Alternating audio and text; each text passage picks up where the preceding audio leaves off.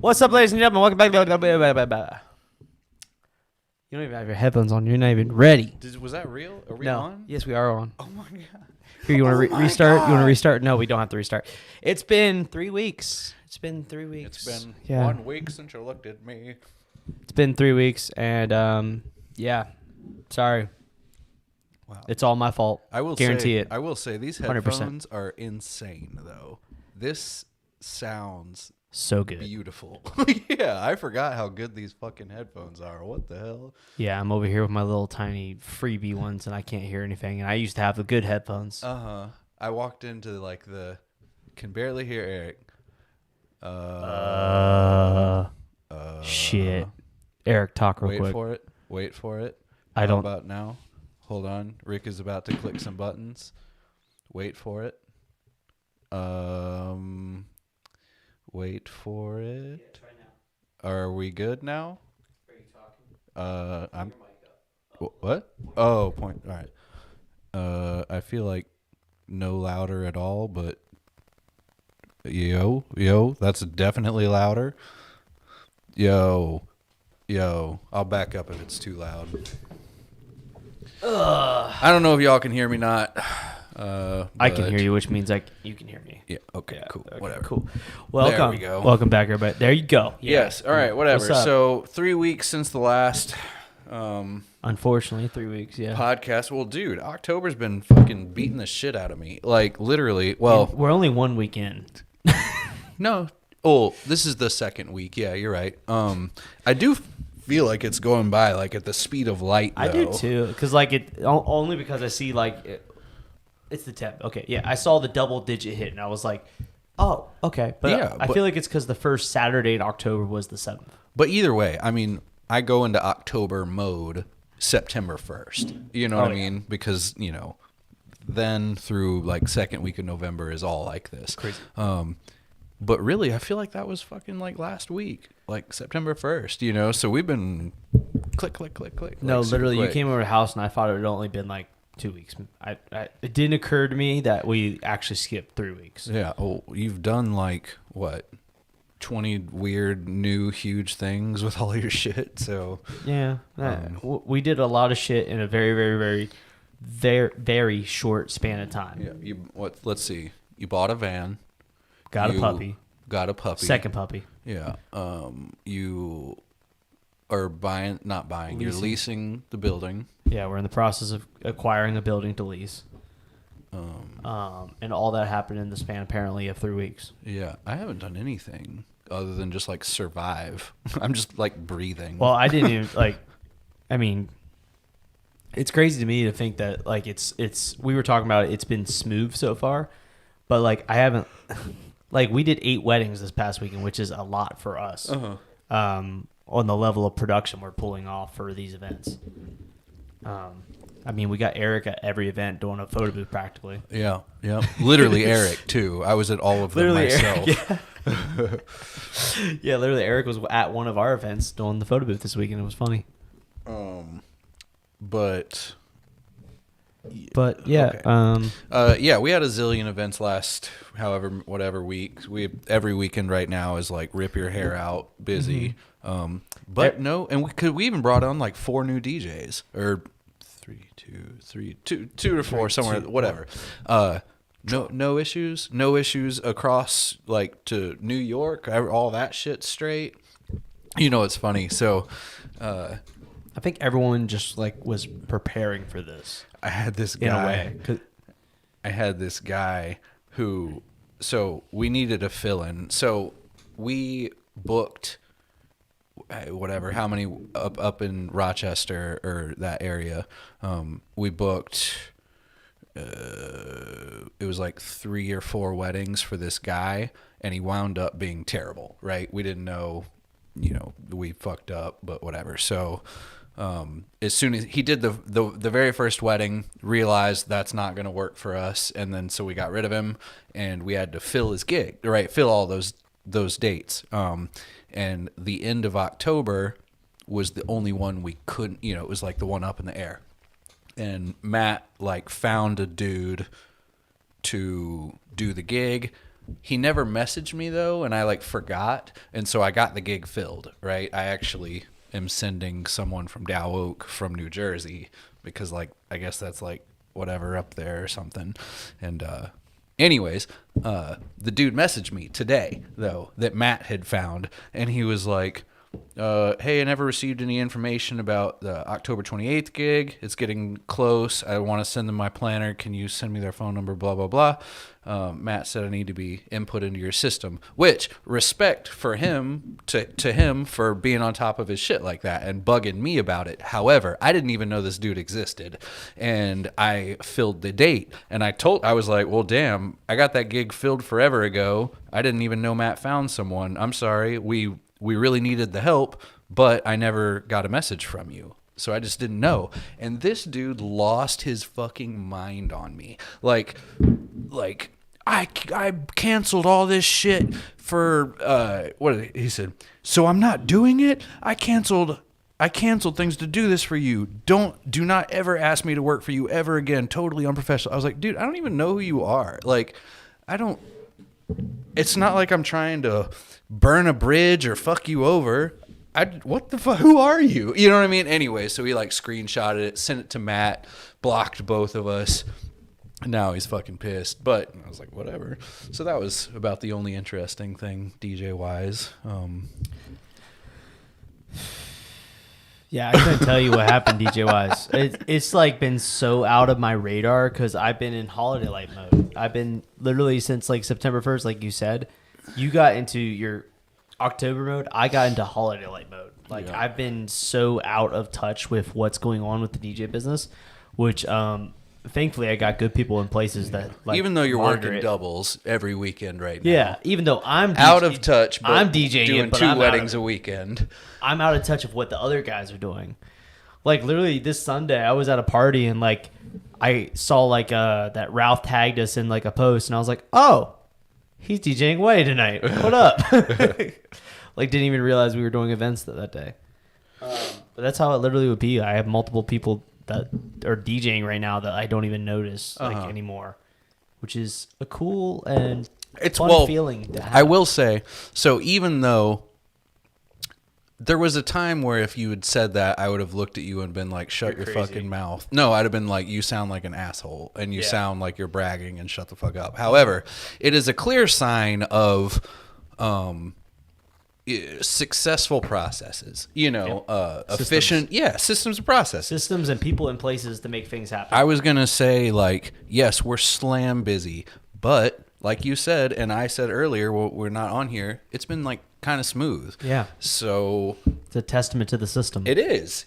If we finish this busy season and if it continues like this, I don't really know what that means for us, but I need to just like ponder my orb for like a couple days if that happens, because that means whatever we're doing is working like almost too well. Like I would rather it be a little sketchier if we can boost the profitability like you're not pushing the boundaries. Exactly. I'm not pushing the boundaries enough if it's this easy.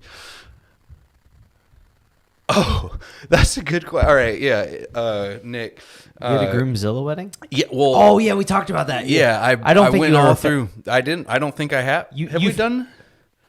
You gave me feedback on it, but I don't think we ever brought it up because we were talking about systems last week. Yeah. 3 weeks ago. Sorry. So with that wedding, so I pawned it on to someone else. I was going to do it myself, but I pawned it on to just whatever, this guy.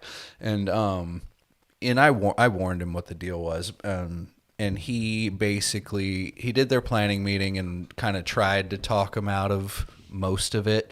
And they were like nice about it, but they didn't really take anything out. And they kind of just instead rolled with like, try your best, and if you fuck it up, we'll forgive you, was more the consensus. And that's exactly what happened. He told him it couldn't, basically it's impossible to get this perfect, and it's not going to be how you like it. That changed drastically, whatever you just did. My hearing, is it fixed now? Yeah, I hear different. Whatever. Anyways, mine's been messing too. Yeah, but oh no, they were like, okay, we'll chill out, basically, but then they just didn't and gave him permission to fuck up, kind of. And he's a good DJ, and he just did his best to do what they asked, and it was all good. I don't think we got a 5-star review. I don't think we got any review. I think they just fucked off. But I will take no review at all. That's fine. I tell people that all the time. Like, I'm like, I don't require 5-star reviews from you. I'll get 5-star reviews. You know, like, they'll come. Mm-hmm. If you give me a bad review, that's what I care about. Yeah. You know, if there's 0 feedback, that's good. Like, that's a positive experience. Do you have the internal form that goes out before the review, like internal form review, where they like fill out the information about the DJ, how they did, but it's an internal form? Oh, yeah, absolutely. Yes. I literally, so me and actually, I found it recently, like Hannah and Marcel's, we all 3 get the notification whenever one comes through. Mm-hmm. We all instantly, when we see one, we're like, oh shit, did we do something bad? Right. Like, because like they don't normally fill the form out. Normally they just go leave a review. Right. But like every time it's like, oh shit, what happened? But like every time lately it's been fucking just amazing. It's like, okay, go post a review, please. Thank you.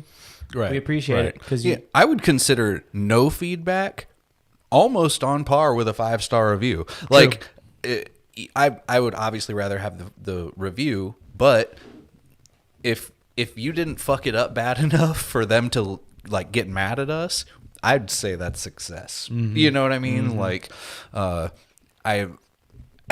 I always try and like, sometimes instead of like increasing our pricing, I try and decrease our quality if I can pull more profit that way instead. You know what less I mean? Gear or cheaper gear. However that's less hours obtained. Or something. Yeah, well, you know, like with DJs, I'm not sitting here like in talks about like, oh, you know, we're going to double your pay or like whatever, you know, DJs don't like press me for more as we go. We agreed on this number. This is the number. We could have that conversation, but the thing is like the argument is like, oh, well, I deserve, let's say I pay them $1,000 now and they're like, oh, I deserve $1,500 for math's sake. That's not the numbers, but I'm just saying if they're like, oh, I deserve $1,500. Well, unless you're getting me a 5-star review for every single event and like the owner of the venue is like calling me like, oh, you guys are the best and send this DJ back and, you know, we'll give you gigs. Unless you're doing that, you just can't have that. You know what I mean? I'm not giving you that monster huge raise because there's a reason we pay what we pay. You know, that's like how we work this out, and it's how we keep our prices down. It's how you guys get booked, you know, a million gigs, however many it is. But, you know, we have to keep our prices down. And the only way to keep prices down is to keep everything down. Mm-hmm. Yeah, I mean, decreasing workload for the DJ, that is a fair trade for less money. And, yeah, basically, quality is something you can sacrifice for profit without increasing your prices. To a certain extent. In the right scenario, exactly. All right, what are these people fucking saying? Nothing really. You guys got anybody got any topics, questions, anything? Did you give bonus for 5-star reviews? Yeah, no. So I actually claim to give bonuses for 5-star reviews, but it's too much to keep up with. It's not even that I wouldn't pay someone a little bonus, like $20 or whatever the fuck it is, like just some type of little bonus. But I don't know who's leaving the reviews. It's too much research. Much to watch. Yeah, it's just too much research, and you know, it's not like y'all aren't paid well. You know, you don't need $20 fucking for a 5-star review. Get the review anyways. You know, if you don't, I'll probably get rid of you. It's not like, enough incentive for them to do anything different. Either. Yeah. Well, what is $20? You know, you're not gonna change. Be like, you'd have to be like fucking a $200. If you give me $200, I might change or do something different that would allow for them to do more. Right. Yeah. Yeah.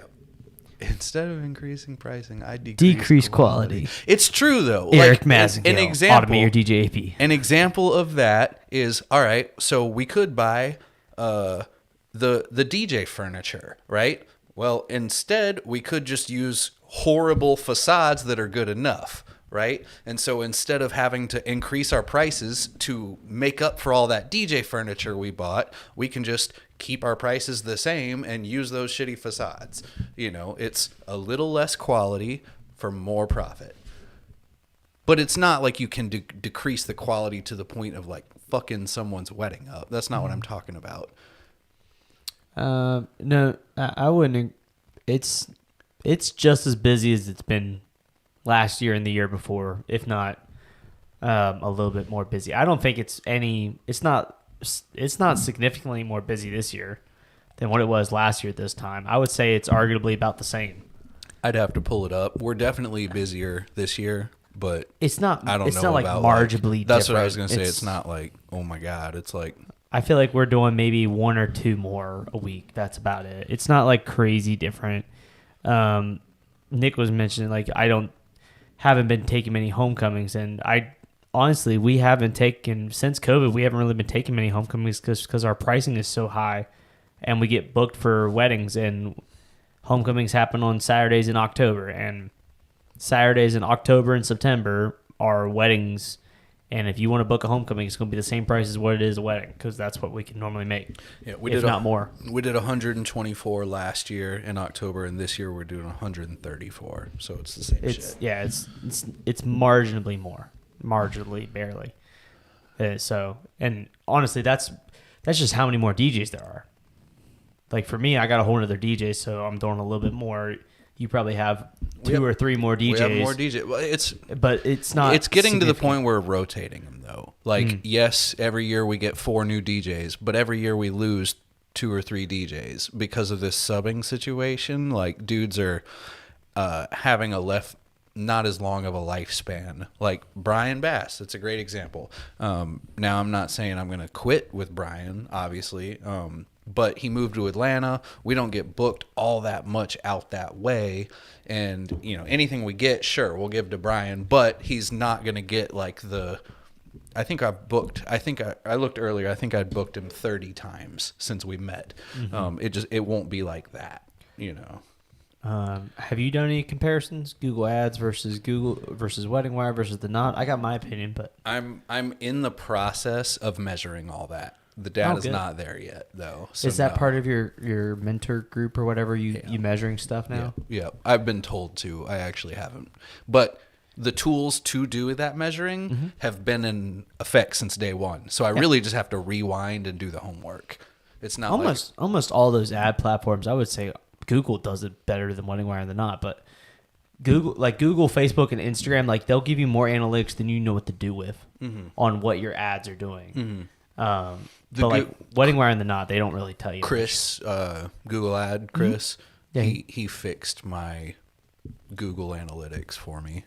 We just got our, he just started running last week the stuff for Holiday Lights. I need to hit him up. I'm trying to fuck with our stuff a good bit. Mm-hmm. Yeah. My opinion on that, just the question is like, I don't really see the need to compare. You're better off just doing if you're multi-op, you're best to be on as many platforms as you can possibly be on. Now, you need to measure the analytics and make tweaks and adjustments, but in terms of like going all in on one or the other, that's stupid. You should just stay on all of them. It depends. It depends on your marketing dollars. Eventually, the answer is everything above. But I know it depends on your budget. You got to measure and adjust on each one. So the Knot and Wedding Wire, there's a certain dollar amount that you can give them that you cannot exceed. They have a cap. Of course, that's what I'm saying. Like unless you're all over the world, which even then they have a cap. Mm-hmm. But in your area, you get your region, and you can either get this, or this. And that top one is the top, and you can't spend more money than that. Google Ads, though. You can just, I get your cap is not going to be at least nearly as low. You could spend $1,500 a month, or you could spend $10,000 a month or $50,000 a month on pay-per-click ads. So really, the ROI, too. You get my point though. Yeah. It's not a fair comparison because it's not the same thing. No, you know? you will. You said it correctly. Like wedding wire in the knot, you will cap out at some point. Google and Facebook and Instagram, you can keep going. Right. You can go as hard as you possibly want to. I think a testament to that is like if you look at Joe Bun Vault ads or Crate Hacker ads, you can see the fluctuation of when they're spending a lot and when they're not spending a lot, depending on how much you're seeing. Oh, their shit. I know. Oh, shit. I just know when Dom is running motherfuckers ads. Like that's what, you know, it's funny. I want like, cause we know that, you know, but like, you know, fucking, I don't know who, but just doesn't. You know Matt Fly? Yeah. Yeah. He messaged me this morning. He was like, "Are you like running all of your ads for both lighting?" I'm like, "Hell no, Dom's running them." Once you know, though, it's obvious. No, that's exactly what he said. He said that's why he's worth every penny. Yeah. So I'm gonna just like thoughts on the furniture versus the facade. It's all preference. It's all preference. At this point, we do use the furniture for an upsell, but it's just like a right and left. By default, we use facades. They're shitty, tiny little facades. And if you want to pay a bunch of money, we'll do the furniture. You know, we don't do it as our default, though, the furniture, because it's so much extra work, even though it looks good. Yeah, you like furniture. It's a bitch to lug around. That's the fucking truth. Furniture is premium luxury, aka spend or charge more. Right. Do not charge what the average price is if you have furniture. Mm-hmm. In the subbing situation, I mean, well, technically every DJ that works for me now is a sub, but there were guys at one point in time that were employees, and they're like my main guys, like, you know, those 10 DJs, those 8 to 10 guys get booked first, and then now we bring on new DJs that are already wedding DJs and have their own gear. And those are what I'm calling the sub situation. They have a higher turnover rate. Honestly, they're not as good. No offense, Brian, even though Brian's actually pretty good.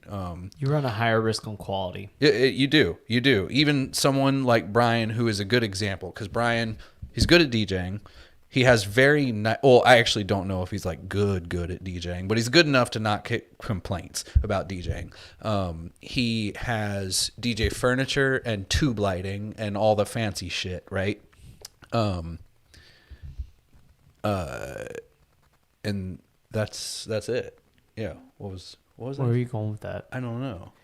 He's got column rays. We're talking about like good like example. subs that can have differences in quality. Yeah, I got nothing. Brian's an example of he's got hella quality with when you're hiring him. You trying to say you can have other ones that just show up with like a banquet table facade? Oh, the turnover rate. Oh, yeah. Sometimes turnover. I hire some fucking jokers and they fucking suck. That's it. That's what I was gonna say. Oh, yeah. And you instantly delete all review campaigns. It's not even that they're.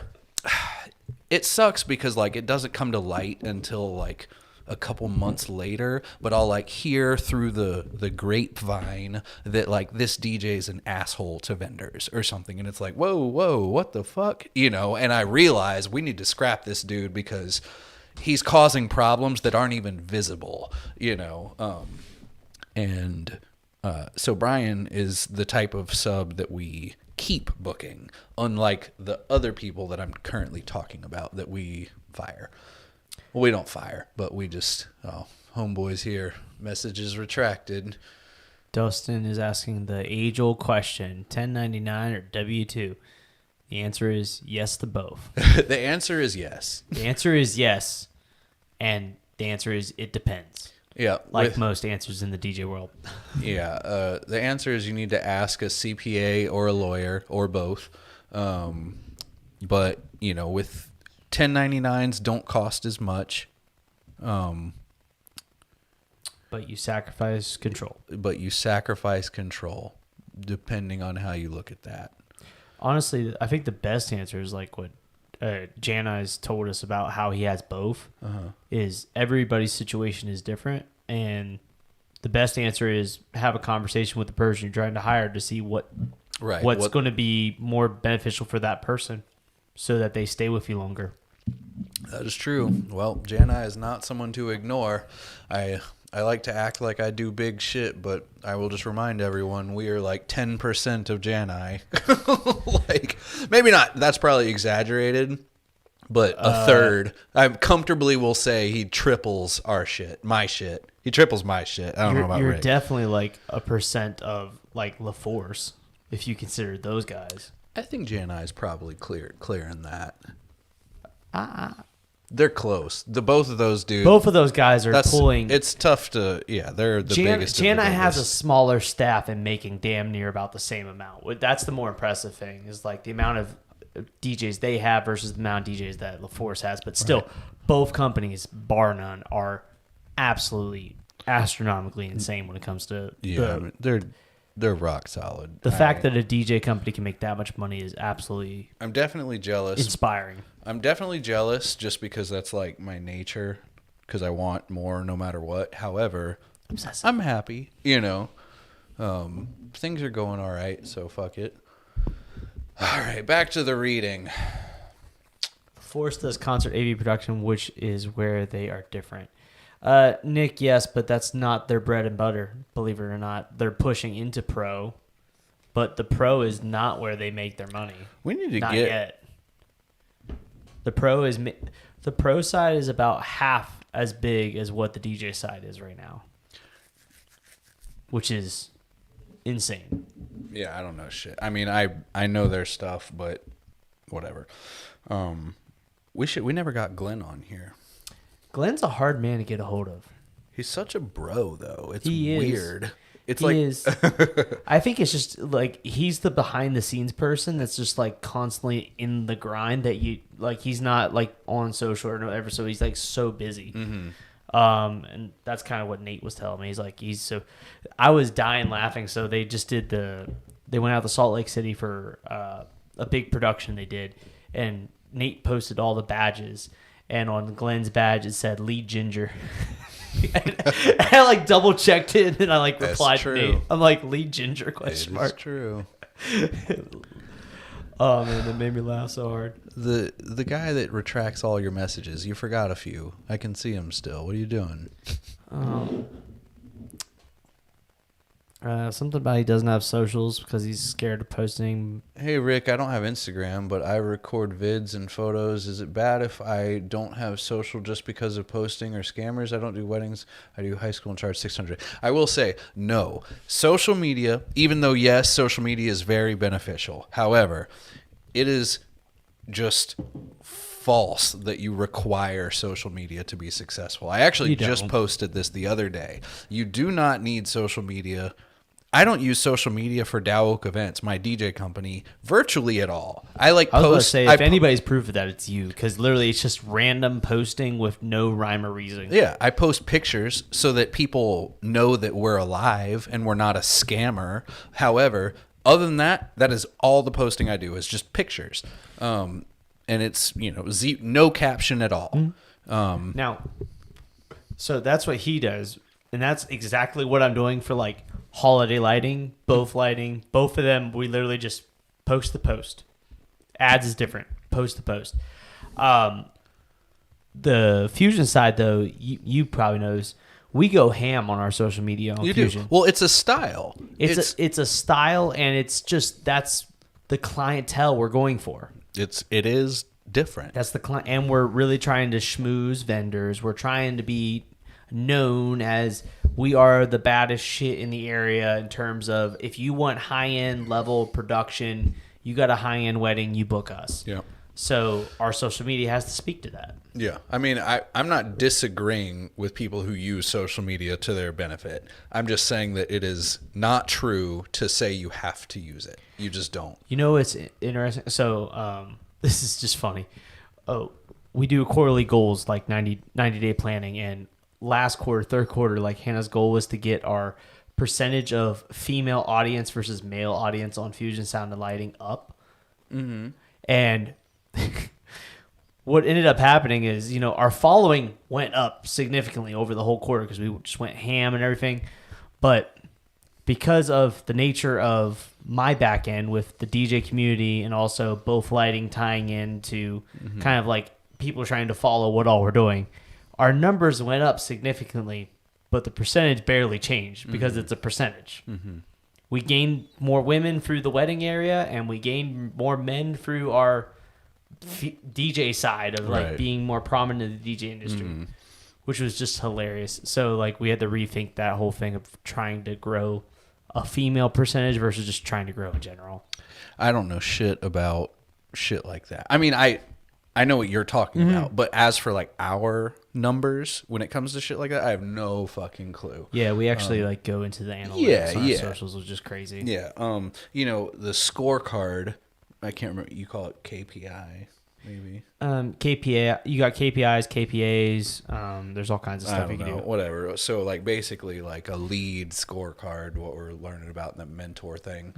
Different terminology, same thing. Yeah. Basically tracking all your lead, everything. But some of it I'm like, I don't know if that should count. Like because we advertise so hardcore, I would imagine 10% of our entire lead list is scammers. You know, it's bullshit. It's not even... So when I get like a reply and it's like, oh, you know, I can't talk on the phone because of something sketchy, but can I give you $7 million and you DJ my daughter's 7th birthday? You know, like whatever, some bullshit. Then I delete the person, of course. I don't even... Still counts though. I just delete. But adding that to the scorecard, it's like stupid. So we have 2 scorecards when it comes to leads. We have lead to booking, and then we have proposal to booking. And we predominantly focus more on proposal to booking than we do lead to booking.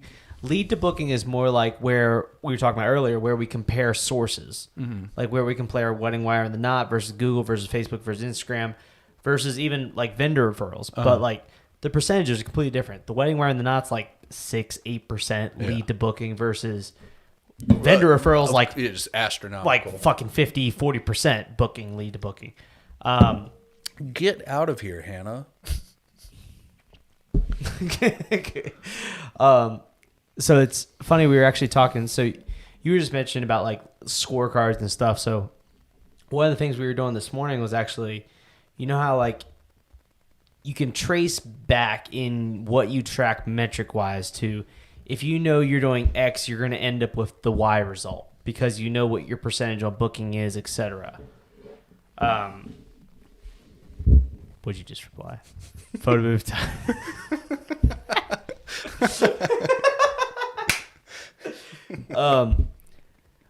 So we're trying to niche back on like, you know, if you can understand how many times you need to post on Facebook to get a booking, it's like huge. Yeah. And I think the farthest back we're able to get is like website views. Like if we can achieve X website views in a month, then we can achieve X bookings because we know the dots in between are going to line up. Right. And like we were looking through it today, and I was coaching Hannah actually on it. She was complaining that she didn't get many bookings last week. I'm like, you got one, you didn't get none. But then I was like, but let's backtrack. I'm like, you had a great week on leads. You had an amazing week on consultations, like more consultations than we had. So I expect that number to go up next week because we're backtracking. As long as we're looking at the most soon metrics, we know the end result will come. We can't be looking at the end result constantly. Hey, as long as we know where we're at. Yeah, as long as you put your feet in the right steps. Exactly. Yeah. We got to be doing the actions to get the results, and that's what KPI and KPAs are about. Yeah, and all this shit, I shouldn't even be in this conversation because I'm so brand new to it. Like, I'm talking about it, not even actually fucking... Oh. My percentages are up now. Anyways, I got like an 8% on my YouTube channel. 8% females. Yeah, I have 100 followers. You got more than 100 on YouTube. Oh, you have a YouTube channel? Yep. For Dowk Events. I guess I have both. I have Erik Massengale on YouTube. How many followers you got there? 100, 10? I think. Probably 100. I don't know. I don't even know. Everyone search up Erik Massengale right now on YouTube. Go follow him. Follow me on YouTube because I like posting stuff or whatever. Official DJ LG. He's a bully. I need to see Eric do gig logs. It's funny you say that. All right, so I actually did one gig. I'm just going to read everyone this whole fucking text. I feel so goddamn dumb. What is this about? Oh, I made the thing too bright. All right, so Freddie, who is one of my main guys, texted the group, right? There's 5 people in the group, 4 DJs and me. Uh-huh. And he goes, so recently I worked with a photographer that one of Dow DJs, not going to say who, had worked with a couple months ago. She told me that the DJ was constantly talking shit about the bride and groom and their choice of music to them. Little did that DJ know, in fact, that photographer is the bride's best friend. Therefore, the photographer has taken Dow off their preferred vendor list. So let's not talk shit about strangers to other strangers.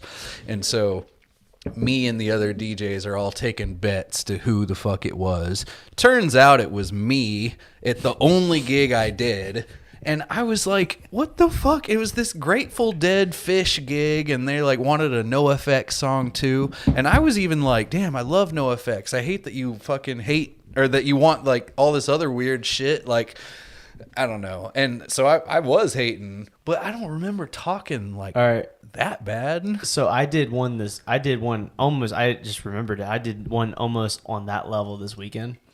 We're doing the Dancing on the Cloud effect this weekend at this venue. And anybody that's done that effect before knows you need the venue to stop the air circulation, especially when it's a big venue. Uh-huh. You need them to stop it. And they had already told us prior that that was fine. They didn't think they could do it. They didn't know. They had to make their facilities. So I asked them again, the like person that was in charge that they have, and there was another person in front of her, and I was like, so when you shut blah, blah, blah. And I was like, hey, you can't? And she's like, no, the facility person is not here. I'm like, can we get them here? No, we're just going to have to do it. I'm like, it's going to look like shit. And the second lady besides like, we do it every weekend. It works fine. I'm like, well, okay, but I know for a fact it's going to look like shit. Yeah, it's like, well, I do this actually every weekend also. So I just literally said that, walked away. This is like early on. And voila, we go to do the Dancing on the Cloud effect. It's literally on a corner of the dance floor, fighting the goddamn air conditioning to get across. I'm literally sitting there like, this looks like goddamn shit. Hannah was actually over there beside the venue person, and she's like, this looks so bad. like what happens in that scenario? Refund? Did the client complain? I literally instantly went up to the couple afterwards after we got through parent dancing. I was like, I am so sorry about that whole like cloud effect. And they're like, the groom was like, and he's like the bride. He's like, no, it's okay. It looked great. The way the photographer took the shot. Apparently, the photographer took a shot from that corner on, like really low, and it looked really good, and showed him it. And I was like, okay, cool. And like the painter was getting it. You're like, good, because no refunds. I was like, yeah. The venue said they couldn't shut off the air conditioning, so it was fighting the air conditioning. And the bride's like, oh, that's how that works. Okay, that makes sense. And I'm sitting there like, honestly, internally, I'm like, all you gotta do is say you didn't like it. I was gonna refund you the whole amount. Right. Like, this thing's terrible. Like, I fucking hate it. I would want a refund. I would personally want a refund in that situation. So like, I'm sitting there like, okay, we'll just let it slide, whatever. But I personally think, so we didn't get a tip, and we had like 3 guys there. So I was like, okay, that was our tip. Right, the tip was breaking even. This dude asked, let it drop entertainment. Any recommendations on starting gig logs? I do have a recommendation, even though I don't do gig logs. Be unique. Go tell. Be unique. Everyone's doing the same fucking gig log. I've seen your shit. I don't even know who you are, and I've seen your shit. Every video you've ever fucking posted. There was a time when that wasn't a thing. Like when Rick Weber hit YouTube, that wasn't a thing yet. Like early on. When Barr and Rick Weber started doing these gig logs, not the whole world wasn't doing them. Now, everyone and your mom has a fucking DJ gig log, so if you're going to do it, just do something that no one's seen. And even, whatever that is. Even then, me and Barr are different if you watch our gig logs. Well, Barr is Spanish. Right. Barr is like no me gusta or whatever. Barr is heavy entertainment. Barr films his videos to be entertaining. He films them to show you the mixes. He films you to show you the crowd rec. He does like 7 cameras on the fucking dance floor now. Uh-huh. I film my shit to be educational in terms of gear. because I'm a gear nerd. So like that's where my niche has been in terms of how I've grown my channel is through gear education. So it's more you got to find your niche and dive more into it. And actually, the more I've done YouTube, the longer now. First off, you should be making gig logs not for other DJs, but for your clients. Yeah, for make your gig logs to show the process of how you're DJing, blah blah blah. If you want to grow your channel, though, the videos that are actually going to get you to grow are the not gig logs, the random videos you do, whether they're product reviews where you show your educational gear, or they're crazy awesome. In Bar's case, you make crazy awesome gig logs because you're doing epic shit in New Jersey. But you got to show forth your natural abilities to how you can give back to the community. If you are a guru in automations, make videos on automations. No one if will, you're a no guru, one will ever follow you for that. If you're a guru in SoundSwitch, make videos on SoundSwitch. I know guys that are blowing up right now that are gurus on SoundSwitch. If you're just funny as shit like Aaron Strong or Nick Spinelli, just be funny as shit and make funny as shit videos. It's just, I'm saying, do something that's yours. Be you. Yeah, and I hate that, like, no offense to Rachel Lynch, but I really hate that whole, like, authenticity is the only way. Like, okay, sometimes it's fucking hard to be authentic if no one knows who you are. It just is hard to do that because, it's everyone, even myself, when you first start filming videos, you're going to try to emulate someone or something you've seen before. Do you think clients watch gig logs? I do think that they watch gig logs, honestly. Maybe not a full fucking gig log, but I do think that they click through them maybe.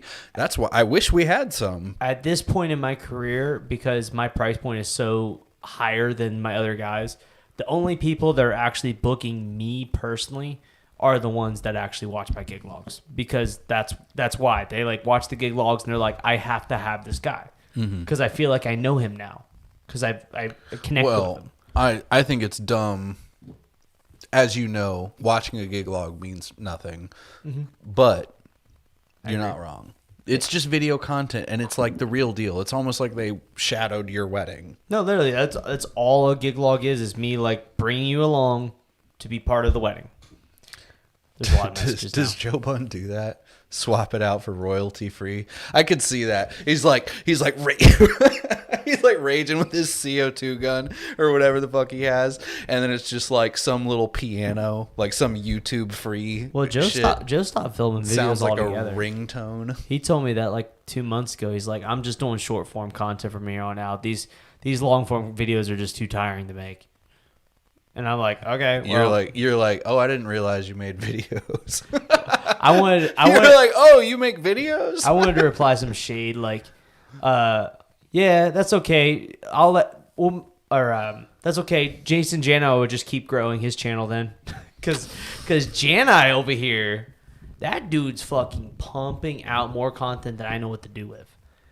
And, I mean, I literally good for whatever. I was just up in New Jersey for Nick's wedding and talking to him about it. I'm like, bro, how do you have, like, I've talked to him multiple times, like, how do you have this much time to film this much content? And the short Jason, not Nick, right? Yeah, Jason, Jani. The short answer is that he's built a company where basically he doesn't have to work in the company anymore, and he just does whatever he wants. He's just Jani. I mean, he's just Jani. The office staff runs all the other guys, and he just kind of does his events. Yeah, which is still a fuckload of events. He does. He DJs a lot. I would like to get to that level. I'm still too involved with the company, but I don't know. We're growing still. You know what I mean? I don't know. Like, I feel like we wouldn't be growing like we're growing if it weren't for me. Mm-hmm. And I hate to be that arrogant in a way, but you're in a growth stage, like you. But I've been in a growth stage for fucking 7 years. 6 years. Is it 6? Yeah, it's been 6 years. Have we been doing this long? Yeah. God fucking damn it. Yeah, and no wonder I feel tired. The projections are literally like this too. Yeah, no, literally they have not died. It has not stopped at all. They have not died. If I did one of those prediction for next year, I'll bet you anything will hit it. Based on literally nothing other than I think we will. I think we will. This year it was like, oh, well, this year I was like, this year it clearly won't happen. based on this. And it happened. I tell people the bigger we grow our company, the more of an alcoholic I become because I don't believe it. I'm sitting there like I can't believe where we've came because it's proof in the pudding that you literally just put the work in. And you're like, bro, I've come everywhere. Like, you're like, dude, I've come there, and then you like look left and you're like, I've come there. You like point at him and you're like, I've come there.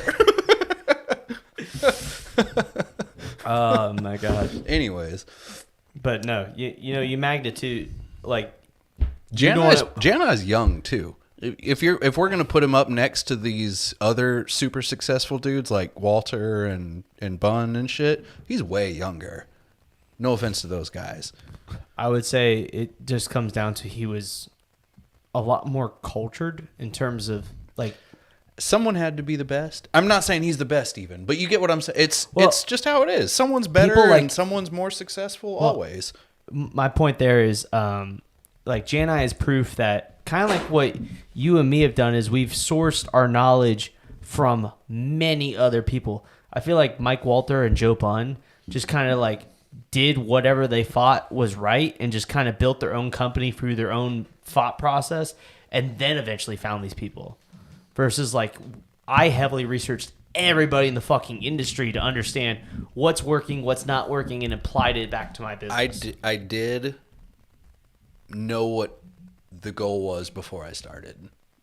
Like I didn't know it would be exactly what it is now. I had to. I feel like just you had a plan. I had to edit, but I did have a plan. We had plans in place. I had the plan to be the guy behind the scenes. So when I like hear Mike Walter and Joe Bunn talk, and when I talk to them, it seems like a lot of their early growth was just kind of flying by the seat of their pants and seeing what worked. Mm-hmm. Like they just kind of and it might be because that's why they're older. It's like back then that just there wasn't readily available knowledge to know how to grow and know how to scale. Mm-hmm. I wonder if they just got lucky. I hate to say the word lucky because what is the saying when opportunity meets something demand? I don't know. It's like when you put forth the effort when opportunity meets fuck. If you know what I'm trying to say, put it in the chat. But it's basically saying luck is not luck. It's fucking putting in the work. But I've heard both of those dudes' stories, and I'm not going to say it's weird that they're as successful as they are, but it's weird to hear from the ground up and then see what it truly has become. I think it's just a testament of time. Mm-hmm. Like a lot, like both of their businesses. Just if you think about like, because we know the back end of like how much they did year over year, and how they grew. It's more to me. It seems like they just kind of inched up and up and up and up and up, and just stuck it out for so long, right? That they're bound to be as big as they are because they've been doing it for so goddamn long, right? I mean, when COVID hit, and we instead of backing out of all of our advertising, fucking went. We doubled the fuck down because I was like, everyone else is about to back out.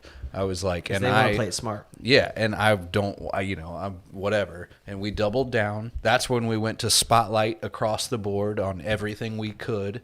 And it's weird how people that work the hardest get the luckiest. Yeah, no shit. Yeah, for real. But if you combine hard work with efficiency and smarts, oh man, it's game changer. Damn, I wish I could fucking remember what that is. It's almost like it's just hard work. It is, but it's smart. I can't stress that enough that you have to work hard, but you have to work hard in the right way. So my brother, right, is a very hard worker. If you give him a task, it will be done. If you're like, pick up all this fucking bricks and put those bricks a mile over there. I need it piled over there. 5 hours later, that shit's done. For me, you tell me to do that, I'm going to be like, we'll see. I'm not that hard of a worker. I'm not like necessarily down to do that. But I'm going to sit there and probably figure out how I can finesse the world around me to get it done. Right? So that would be an example of like hard work is not necessarily going to get you the furthest. So the old phrase "work smarter, not harder." But if you work smarter and harder, yeah, if you work smarter and you're working hard as fuck, that's the key. Yeah, Right. if you work smarter and harder, bam, Right. you're gonna grow. Yeah. Yep. If you haven't sat there and I'm gonna text Matt fucking Radicelli, who is the person who always says that. I feel it just in general, like it takes the right kind of person to be able to willingly work naturally, like 60 plus hours a week, like it's 40. If you can do that, you will be successful. Just in general, if you can do that constantly. Yeah. I feel like I get that question a lot personally. Just like, hey, how do you work so much constantly and how do you do so much? And I'm like, honestly, I don't notice that I do. Mm-hmm. You're a very hardworking person. Anytime I text you just like some dumb bullshit, like if I send you a meme or something, I ignore you. Oh, I can tell you don't have time for it, which is fine because that's what I do to people also. If I don't have time for your meme shit, I don't want you guys to stop sending me memes, but I'm not always in the space to be able to deal with that. But Rick is never in a space to deal with a meme, ever. Unless I'm drunk. Unless he's drunk. If I'm drunk or high off my ass, then yes, I'm 100% there for some memes. Right. Also, shout out to Rick's team. I know he's unappreciative, but I'm appreciative of Rick's team. You only said that because Hannah's in the chat. No shit. Oh, really? He says that, and I look over. I'm like, "Is Hannah in the chat?" Yep, there's Hannah. Shout out to your team. Yeah. Yep, Brian, I want you to keep sending me memes. That's how I know we're all good. It's the DJs that don't send me memes. I'm like, are we good? Or like, are you mad at me?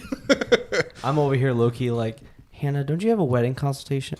yeah, Hannah, what time is it? I'm just kidding. Hannah is an early bird sometimes. She be out early. She be up early. She beats literally on our team. Like no one is up earlier than Hannah by far. I can't do it. I don't understand. It's her young blood there. I swear. I told Rachel because Rachel wakes up at 7 every day. I wake up at 10:30 every day. Maybe 10 if it's early. But that late, really? 10 to 11, somewhere in there. How late you go to bed?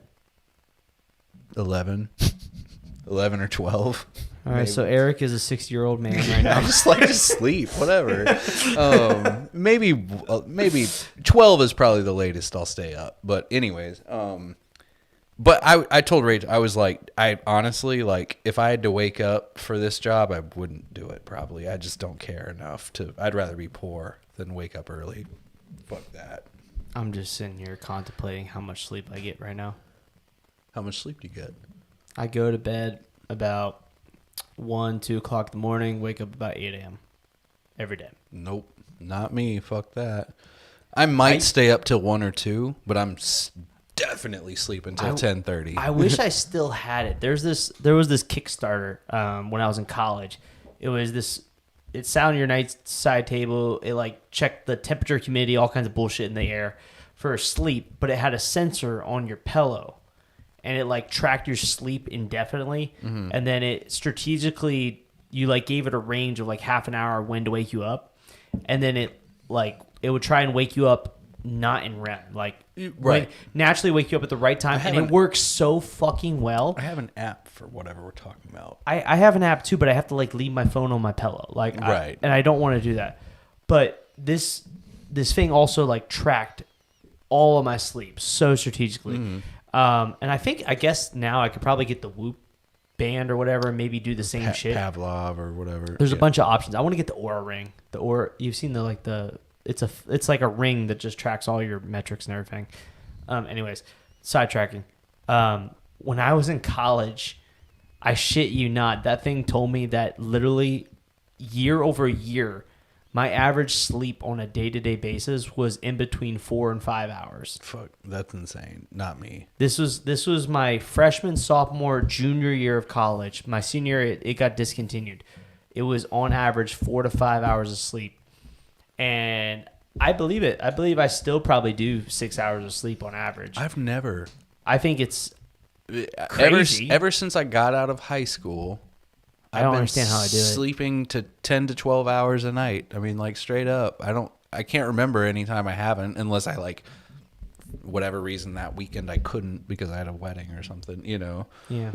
I got it on my list. It's called an Oura ring. I want to get it for.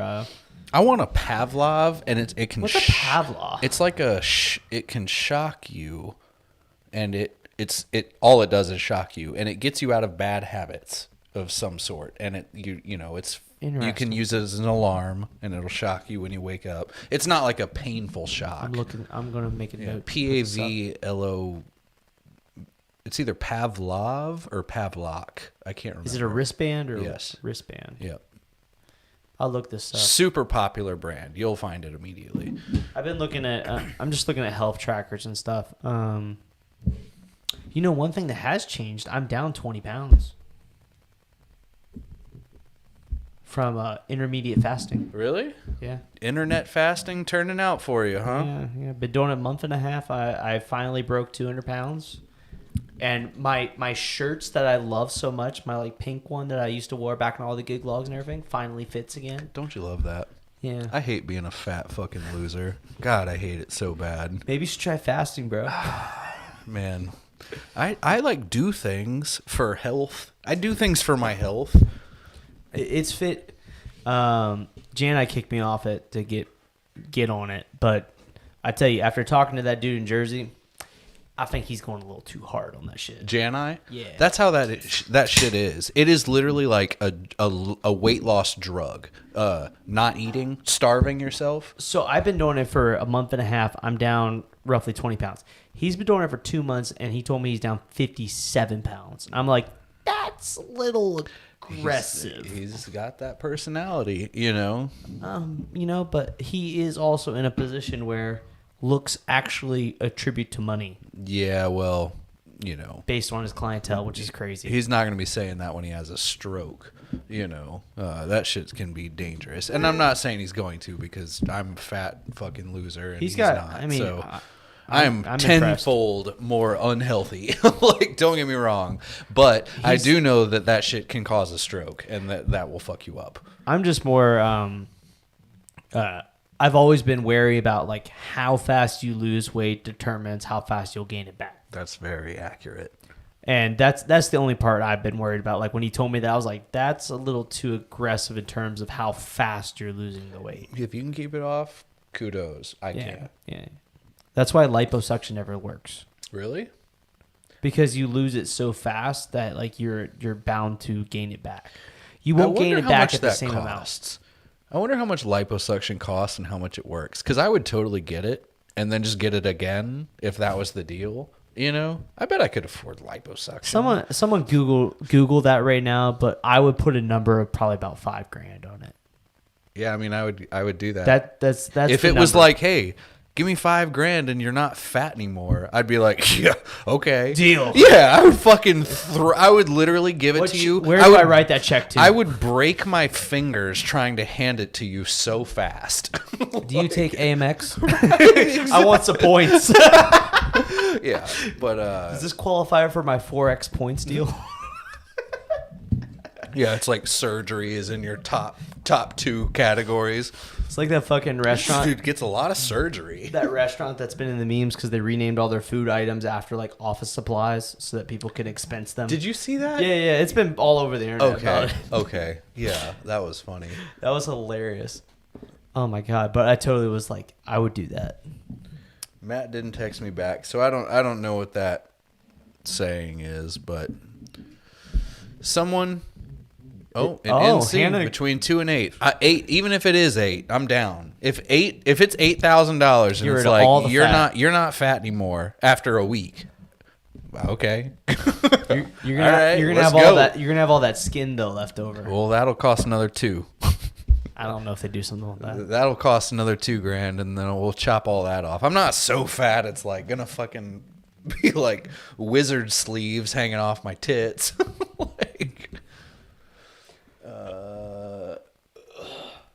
Yeah, I don't know. Whatever. But it's pretty much the end. It's 10 o'clock on the dot. It's a good time to end it. It is. What is, just as a side note, I've been looking at your shirt. What the hell's the Chinese symbols on your shirt? It's some tattoo company. I don't know. Oh, it's a tattoo company. Yeah. Because you're like an art piece or something. Yeah, the back of it has all sorts of tattoo shit cool. all over it. That's cool. You know, Anyways. the coolest shirts you can ever get, and also very high quality because tattoo artists, they care about they how do. much inches of their shirt. Well, they care about the art and they care about the quality. They truly do. Buy tattoo artists' clothing because it is the nicest shirts that you can buy, and they're cheap too, and they're very cool. Or you can just buy DJ Life clothing. DJ Life also has very good clothing, even though I can't get Dowok Events clothing from the same brand. For whatever reason, they will not respond to my shit. That's crazy. It's crazy. It's weird. I actually had to make a post about it, but it's fine. I know. I saw your post about it. Yeah, that's crazy. So just for that reason, I'm going to go hit them up tomorrow and be like, hey, can I get some Hollylight shirts? And they're going to reply instantly. And I'm going to be like, oh, wow. Good luck. Yeah. Hannah, okay. What are you doing? But once I can get fat removed once you lose weight. Why would I remove You can get fat removed once you lose weight. What? But once I lose... This is such a pointless argument. I don't understand this argument. Anyways, thank you guys so much for tuning in. We appreciate you guys tuning in on a random Tuesday night to be with us. We will be back again. I hope we'll be back again next Tuesday. Don't quote me on it. Let me just verify there's nothing crazy on the calendar coming up that I have to be worried about. Yeah, we should be... We'll 100% be back next Tuesday. Again, with another episode. Lights shut off. Thank you.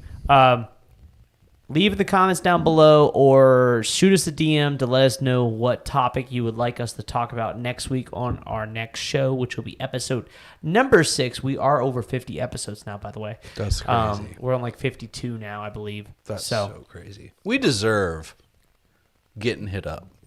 If we've done over sponsored. If I'm just saying, like, we got hit up for that convention or whatever, we deserve it. Mm-hmm. Because we've done over 50 episodes on that's fucking, we put in some work at this point. Yeah, it's basically a year of podcast. This was a total waste of time. Hey, come back next week for more wasted time. And you can waste your time all over again. I highly recommend you guys grab yourself some drinks for this podcast because it helps you waste the time better. Yeah. We need to hit up some guests. We need to sprinkle some guests back in. Yeah, we do. We've just been so like random on like when can we get honestly we've been like struggling to get here. But I would argue I've been struggling to make it upstairs to my own damn fucking studio to film a podcast. It's mostly been me. But a lot of shit's going on. A lot of shit. So anyways, peace out. Like, comment, subscribe, all that good shit. If you want to hear the audio, check out the audio sources. We do have ads now on YouTube, so like if you guys could watch through the ads, we'd appreciate it. We might make like 10 cents for every ad you guys watch, which might pay for one of these White Claws that we drink on this episode. But anyways, peace out. See you guys next week. Bye.